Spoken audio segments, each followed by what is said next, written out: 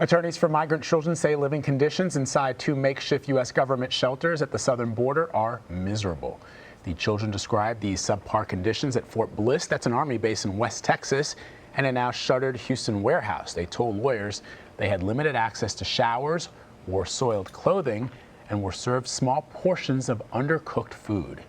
Joining us now with more is CBS News immigration reporter Camilo Montoya-Galvez. So, Camilo, these were just some of the issues reported at just two of the many emergency housing facilities run by the Department of Health and Human Services. These sites are not licensed to care for minors, but tell us more about what you're learning regarding the living conditions and what the children share with those attorneys. Sure. Good morning, Vlad and Anne-Marie. For context, the Office of Refugee Resettlement, the federal agency in charge of housing unaccompanied children, has a network of dozens of shelters that are actually licensed to care for minors. However, these shelters have not been able to accommodate the record number of unaccompanied children who have crossed the U.S.-Mexico border in recent months. Because of this, the Biden administration was forced to open more than a dozen emergency sites by converting convention centers, military bases, and work camps for oil workers into makeshift shelters. These shelters and these makeshift facilities do not have licenses to care for minors like the traditional shelters, and they have significantly lower standards of care. And now, as we reported, children have described inadequate conditions inside these facilities. Vlad, girls housed at the warehouse in Houston reported being thirsty and hungry. They were told that they could not go to the bathroom after 10 p.m. They said they did not feel safe there, that there was nothing to do. They did not have any access to outside recreation. Migrant boys and girls housed at the Fort Bliss Army base in West Texas said that there was little to do inside that Army base, that they sleep on bunk cots on top of one another, that they do not have access to case managers, which are the officials in charge of reuniting them with family members in the U.S., and that because of that, many of them were languishing, in effect, in this military installation. And so these are some of the concerns that advocates have about these emergency sites. But what the Biden administration will tell you, Vlad, is that these facilities were necessary to get children out of these dangerously overcrowded Border Patrol facilities, which, again, are not designed to hold children, any migrants at all, past 72 hours. The thing about it, Camilo, is that these are horrible conditions for children, period. But these children are particularly traumatized. The children were reporting having suicidal and self-harm thoughts. They wanted to be with their family. But they haven't actually, many of them didn't even get a chance to speak to caseworkers, the caseworkers whose job it was to figure out how to reunite them with family members. Based on what you're telling me, because it sounds like they were barely getting enough food and sort of the basics to survive, I can't imagine that they had access to mental health resources.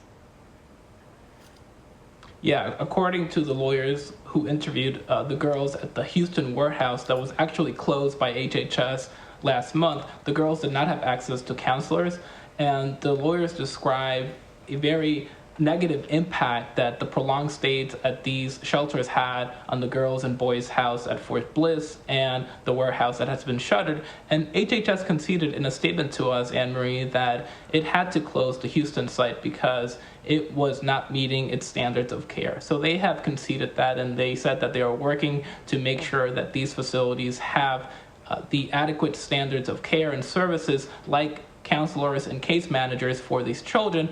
But according to field guidance that we obtained for these facilities, services like legal counsel, case managers, and even phone calls to families are not required for these facilities when they open up. They can be scaled up once the facilities open up, but they are not a requirement for opening these facilities. There are already 4,000 migrant children living at Fort Bliss. Now, according to your reporting, the Biden administration wants to expand bed capacity there to 10,000. That would include housing for up to 5,000 kids under the age of 12. Is the facility prepared for such a large increase? Yeah, advocates are extremely concerned about this, Vlad. The facility, as you mentioned, is right now holding more than 4,000 unaccompanied migrant boys and girls, but HHS, according to documents we obtained, is planning to expand bed capacity at Fort Bliss to be able to house up to 10,000 children, and it is planning to reserve 5,000, half of that bed capacity, for tender age children, which is a government term for children under the age of 12 who require special needs because of their age. And so that has been a major concern for advocates who do not want 10,000 children to be housed in a military base, especially 5,000 of them who will be under the age of 12.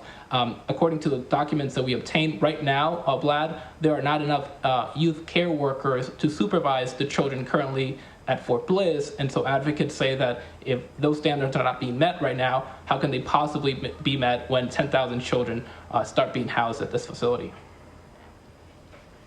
So earlier this month, you reported that there was a significant drop in the number of unaccompanied minors that were with the Customs and Border Protection, which was good because that's not what that division of the government is set up to do, right? They're set up to patrol the border. But I got to ask you, there are still more than 19,000 youths being housed at HHS sites. Are these emergency facilities an improvement from Customs and Border Protection? They are by some measures, Anne-Marie, because they are not acutely overcrowded like Border Patrol facilities were back in March and in early April.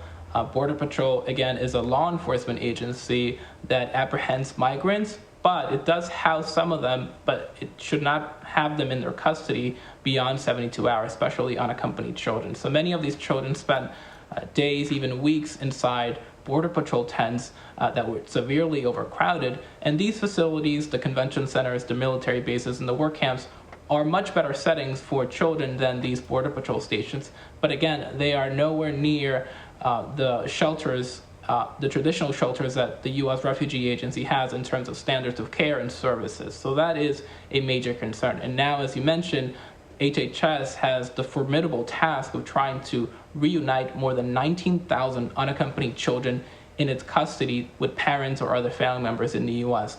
And out of those 19,000, Anne-Marie, 13,000 of those children are currently at these emergency sites. So most of them, the vast majority, are being housed at these makeshift shelters. And these sites, Camilo, are designed for short-term stays, but as you've reported, many of these children are staying for a month or longer. There's got to be a long-term plan. What is it? Well, I spoke to HHS official who conceded that these are stopgap temporary mechanisms, the temporary shelters, that the department wants to gradually close them, and that ultimately it wants to expand its licensed state licensed bed capacity, the shelters that actually have licenses to care for minors.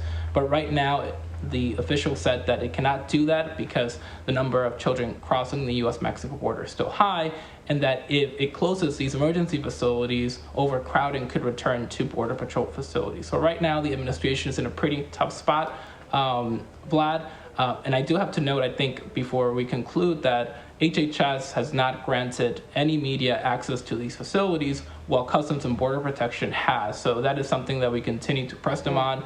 We have not been able to enter these facilities to see the conditions for ourselves. We have to rely on interviews that lawyers conduct with the children housed there.